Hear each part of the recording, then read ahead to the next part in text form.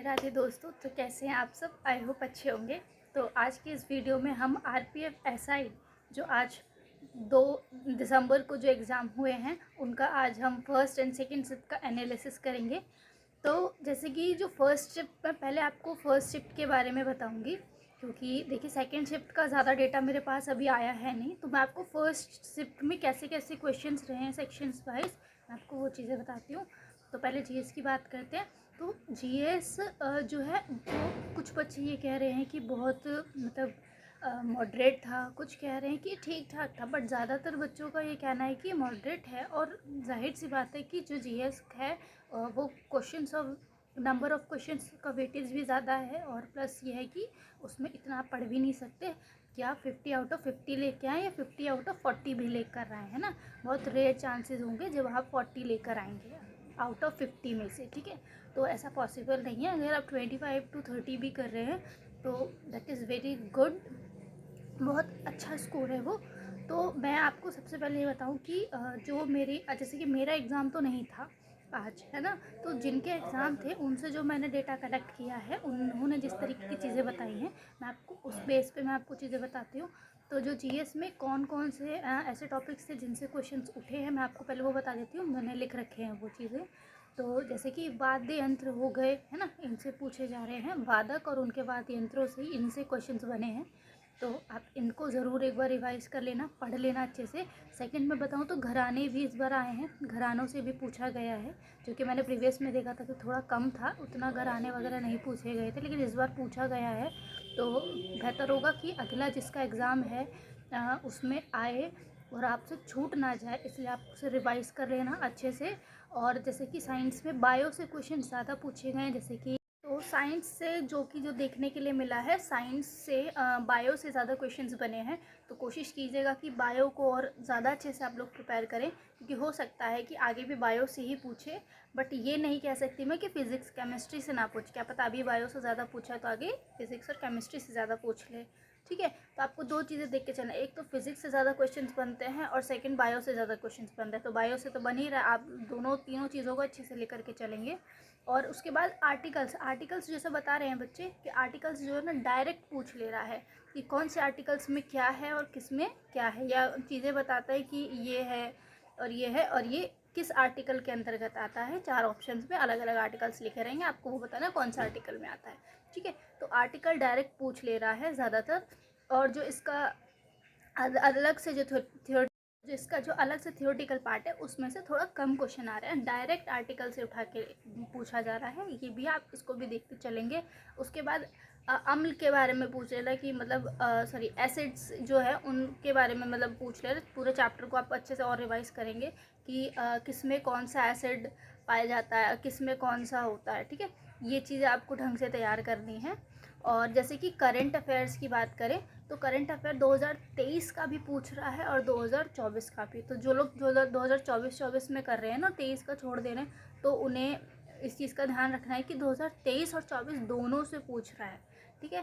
तो दोनों आपको 23 और 24 दोनों के करंट अफेयर को ढंग से तैयार करके जाना है, ठीक है।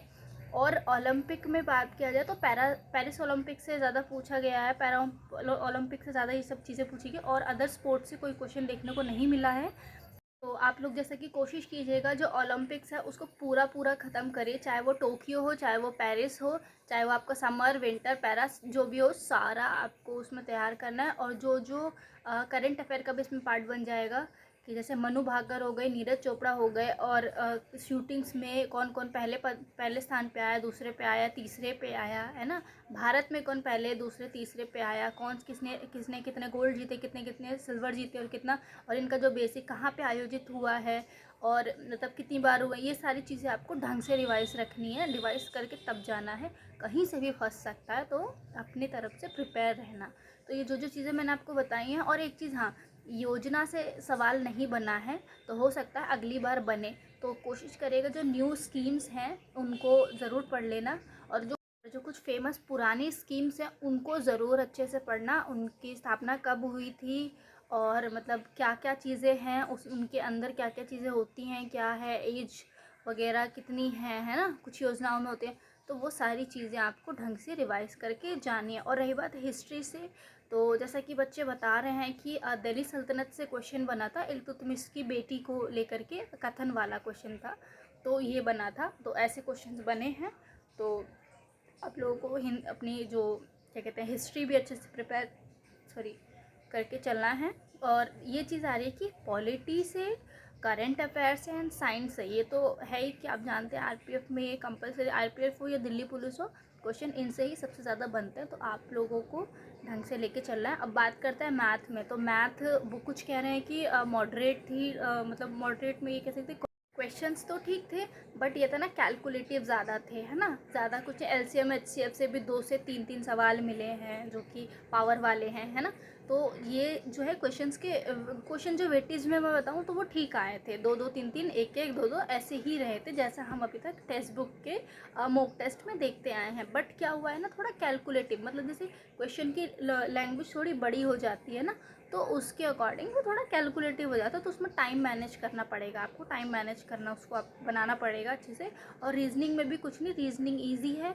रीजनिंग में भी बस ये है कि थोड़ा सा कहीं ना कहीं जैसे सीरीज़ वाला हो गया या कोई पज़ल्स वाले, है ना। पज़ल्स वाला में ये देखा जा रहा है कि जैसे एक पज़ल है, आपने सॉल्व कर लिया, देन 2-3 अलग अलग क्वेश्चन में एक आपने क्वेश्चन सॉल्व करा, उसमें फिर उसके बाद आप जब अटेम्प्ट करें तो दूसरा अलग कोई क्वेश्चन, फिर अलग कोई क्वेश्चन, उसके बाद फिर आपको सेम पज़ल में आपसे सेम पज़ल रहेगा, सेम डेटा रहेगा, बस उसमें पूछेगा कोई और क्वेश्चन, फिर एक ऐसे आ रहा है। तो बीच में आप वहाँ कंफ्यूज हो सकते हैं। तो आपको वो चीज़ें जिनको नहीं हो पा रही हैं वो चीज़ें आप ज़रूर ध्यान दें।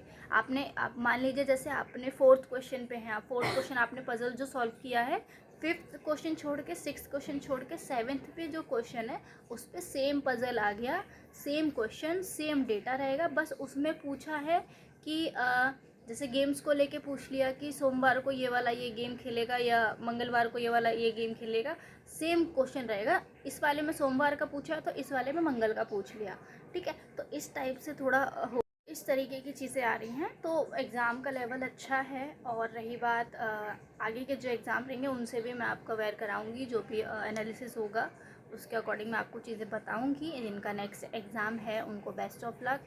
और जो जो टॉपिक, आप एक चीज़ का बहुत ध्यान रखना, पता है क्या, कि जो आरपीएफ जो कांस्टेबल वाले हैं उनके लिए भी, और जो आरपीएफ एसआई का अगला एग्ज़ाम देंगे, जिनका अगली डेट्स को एग्ज़ाम्स है, वो जो देंगे उनके लिए एक चीज़ बताऊं, जो आपकी शिफ्ट जो है होती जा रही है उनमें आप जो जीएस का, आप देखिए आप रीजनिंग और मैथ्स में तो कुछ कर नहीं सकते, आपको पता नहीं हो सकता क्या आएगा क्या नहीं आएगा, जो होता है सेम होता है, सब वही आएगा, ठीक है। बट जो जीएस है ना, वहाँ आप कंफ्यूज हो जाते हैं कि क्या आएगा, हमें कुछ नहीं पता, ठीक है।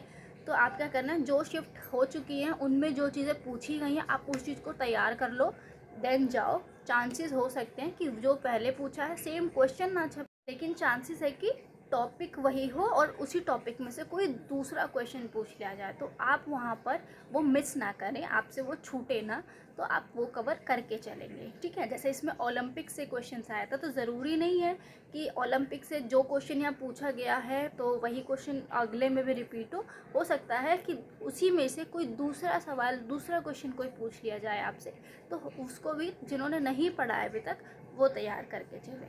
ज़रूरी नहीं है अभी योजना नहीं आई तो अगले में नहीं आएगी, तो वो तैयार करके चलें, ठीक है। तो बाकी इतना ही कहूँगी। अगला दिन का एग्ज़ाम है उनको बेस्ट ऑफ लक, अच्छे से तैयारी करिए और अच्छे से अपना एग्ज़ाम दीजिएगा। आगे की जो भी शिफ्ट्स होंगी उनका एनालिसिस भी मैं आपके साथ करूँगी, ठीक है। बाकी आरपीएफ कांस्टेबल वालों को भी यही करूँगी कि आरपीएफ एसआई के एग्ज़ाम्स जो हो एग्ज़ाम्स की तरह आप उनको भी प्रिपेयर करते रहें, ठीक है। बाकी आज के लिए इतना ही, धन्यवाद।